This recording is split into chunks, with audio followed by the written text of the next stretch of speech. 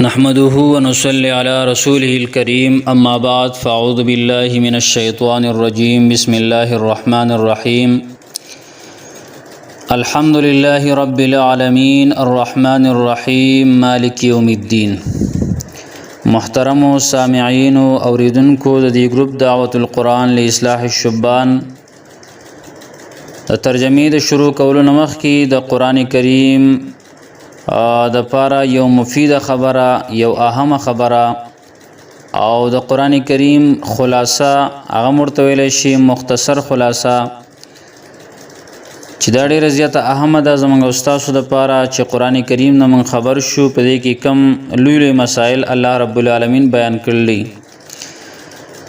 نګوره دا ټول قرآن کریم 13 پاری 114 سورتونه دا په اعتبار د مضامینو سره موږ تقسیمو.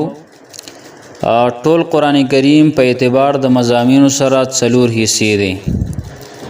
اوله حصہ د ابتدا نه واخله تر د سورته مائده تر د اخره پوری او په دې کې 15 سورتونه دي او مسله پکې بیانېږي چې خالق لكل شیء هو الله چې دا هر شی پیدا کون کې یو الله تعالی دی.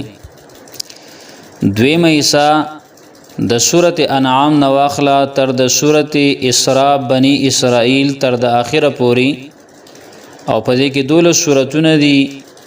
مسله پکې بیان شوی دا مربی لكل شیء هو الله چې دا هر شی تربیت کون کې او فالون کې یو الله تعالی دی.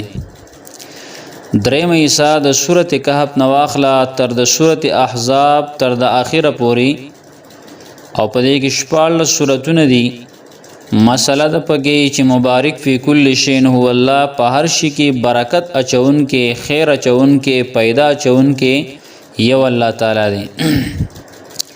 څلورمه حصہ د سورته سبا والا تر د اخر د قران پوری په دې کې 81 سورتونه دي یو اتیا سورتونه دي او مسله د پکې د قیامت او نفي د شفاعت قهری ده. د څلور وانه یسین اولنی حصہ د سورته فاتحه نواله د سورته مائده تر اخره پوری. دویم حصہ د سورته انعام نواخله د سورته اسراء بنی اسرائیل تر اخره پوری او دریم حصہ د سورته کهف نواخله تر د سورته احزاب تر اخره پوری او څلورم حصہ د سورته سبا نواله تر اخر د قران پوری او دا مسائل په کې تاسو واوریدل چې دا پکې بیانېږي پاره حصہ کې او هر یو حصہ د شروع شوی دا په الحمدلله سره. کما یو حصہ د سلور وانه حصے د شروع دی په الحمدلله سره. اولنی حصہ د سورته فاتحه نن واغم په الحمدلله سره. دویم حصہ د سورته انعام نن واغم په الحمدلله سره. دریم حصہ د سورته کهف نن واغم په الحمدلله سره. څلورم حصہ د سورته سبا نن واغم په الحمدلله سره. دا د قران کریم مختصره خلاصه په اعتبار د مضامینو سره د 4 حصے دي.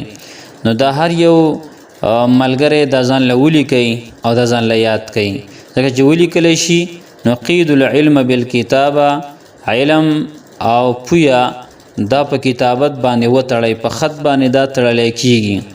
کله کله انسان یو خبره یاد کی خو لیکن بیا ته غیر شي نو چې کله چې لیکل وشي کوم یو خبره هغه یاد شي ولي کله شي نو دا په لیکلو سره دا تړل کیږي. بس تا د کله دا دی ولي کله نو دا به تاسو محفوظ پاتې شي او کړه دی بیا را واغستونه بیا به درته یادېږي بیا به درته یادېږي او دا به ستانه هیڅ چرېم بیا هیر کیږي نه. ان شاء الله تعالی دا هر یو ملګری دا خلاصه د ځان سره یاد کړئ.